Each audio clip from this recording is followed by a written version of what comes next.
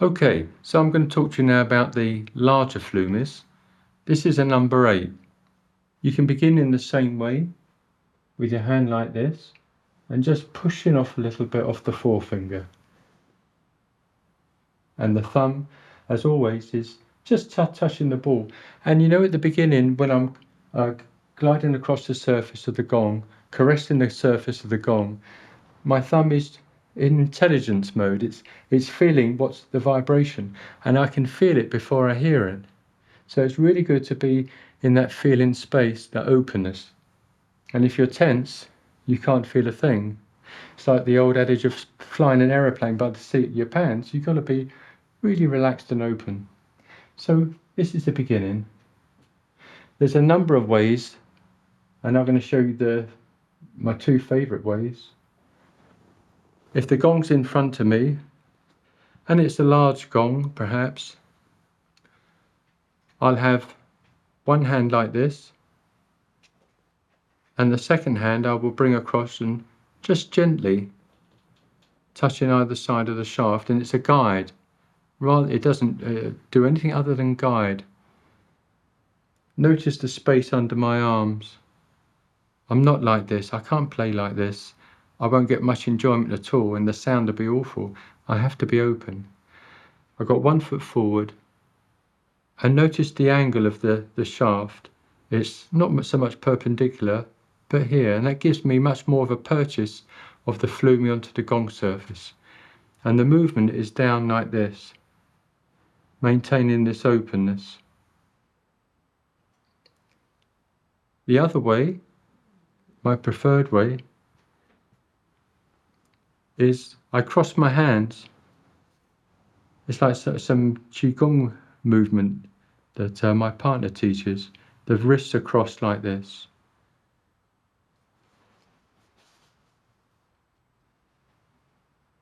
And touching the ball with the thumb.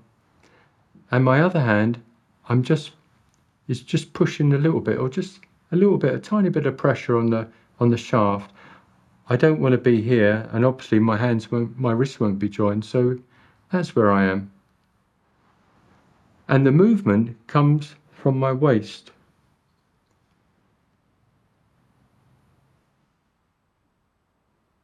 And what you notice with this movement is that as you go across the surface of the gong, this angle increases, which is a great thing, because I get more purchase. As the gong's vibrating more, this will enable me to have a better contact on the gong. So I'm going to show you now on the gong what that's like. This 32-inch here. The important thing is that you're close enough. You're not too far away, and you're not too close, but close enough for an intimate conversation.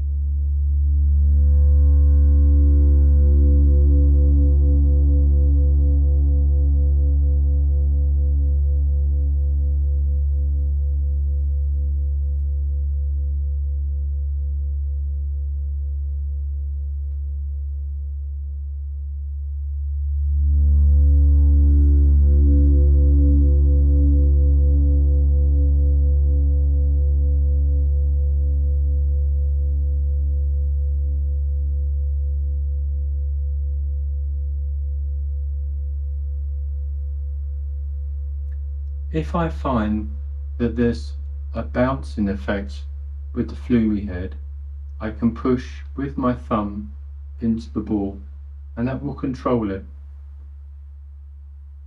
And this angle helps too.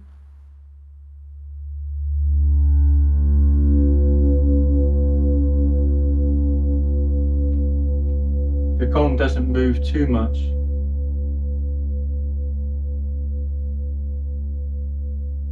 Reflecting your inner stillness. Beautiful.